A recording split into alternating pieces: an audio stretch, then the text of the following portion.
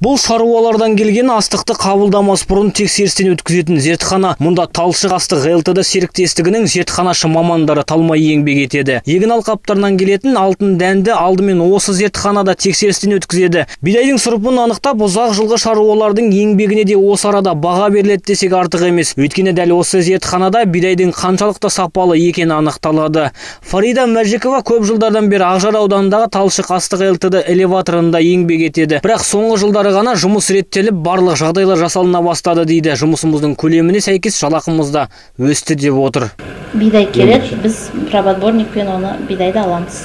Алғаннан кейін соны выделяйды, 2 килограмм астына неміз бар, бізде банкамыз, соған саламыз. Оның салғаннан кейін таңертең ол бір күн тұру керек. Сосын таңертең оны алып бидайды тағы выделяйды, өзі бірнеше машин келеді, соны 2 килограммнан салып отқан өзі біраз жиналады ғой. Соны бәрін общий түскеннен кейін оны выделяйды, 2 килограммын алып, сосын кейін соның качествосын істеймін. Аудан орталығы Талшық ауылындағы аталмыш элеватор 100 000 тонна астықты қабылдауға қауқары бар. Сондықтан да көршілес Уәлиханов Тайынша аудандарының фермерлерде бидайын осында әкелетін көрінеді. Сонымен қоса Ресейдің көрші Омбы өңірінен де алтын дән қабылданып келеді екен. Кейін кептіріліп, бағаланып болған соң шетелдерге экспортталынып кетеді.